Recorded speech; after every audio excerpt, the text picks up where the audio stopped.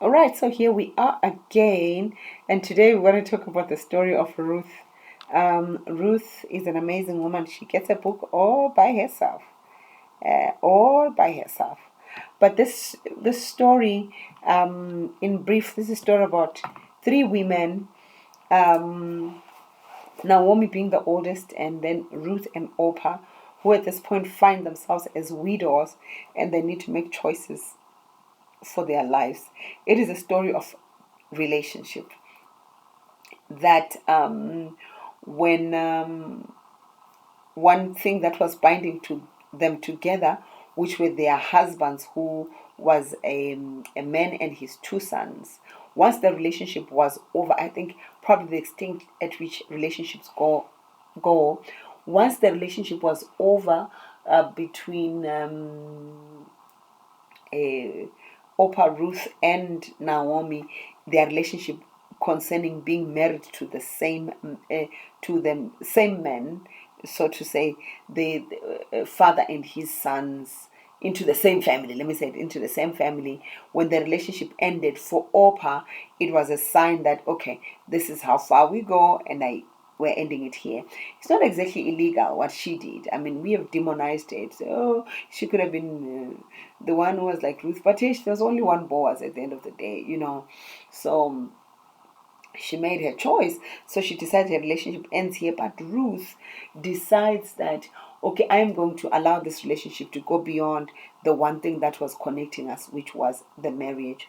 Which means you have the choice as to how far you can allow any relationship to go. You have a choice of how far you want to even engage God in terms of your relationship with God. I know there are many people who just come to God for sweets and things, but not necessarily for relationship.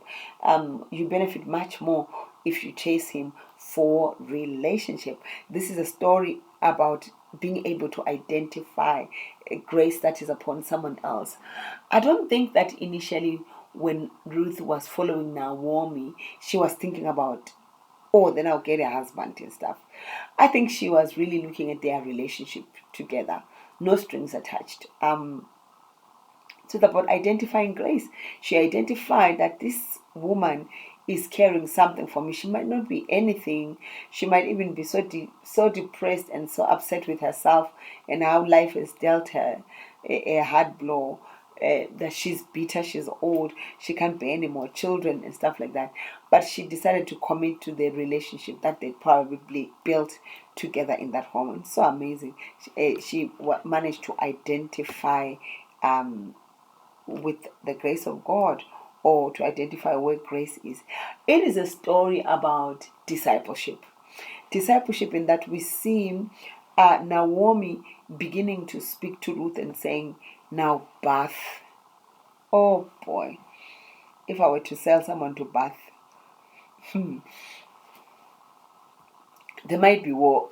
There might be war. How can you say I must bath? Why do you not respect me? I'm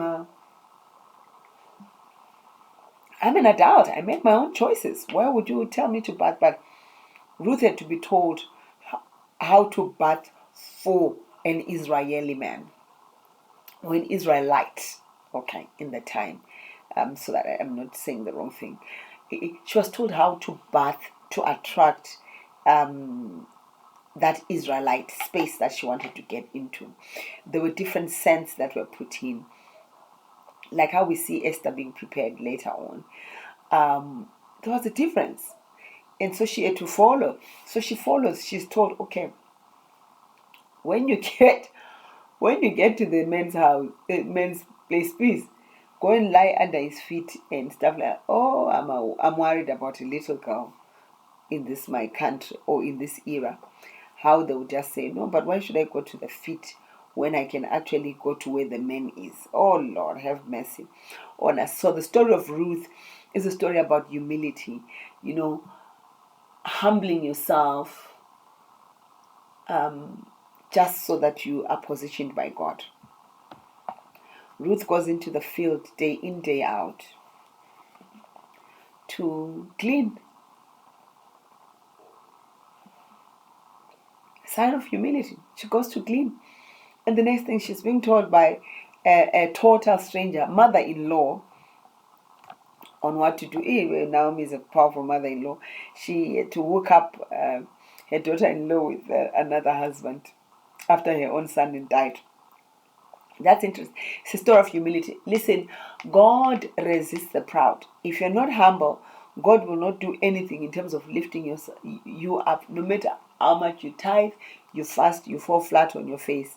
You must make sure that you please God by being humble. Having this mind that was in Christ, that he did not consider it to be anything, that he was equal to God. But he humbled himself and came here.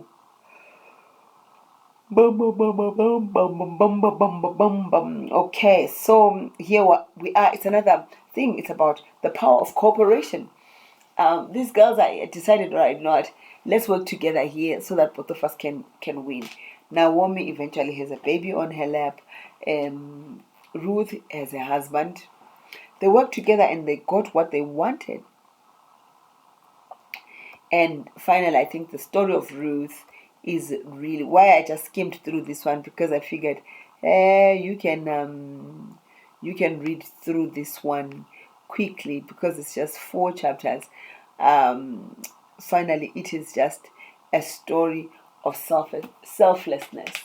Naomi knew that was her right to be the one who gets Boaz, but she decided to forfeit those rights so that Ruth, who was younger, would have a good life. Remember, she was crying in Ruth chapter 1 verse 9. One of my favorite scriptures there is that verse 9 that says that, will I find a husband for you so that you may get rest in the home of your own husband.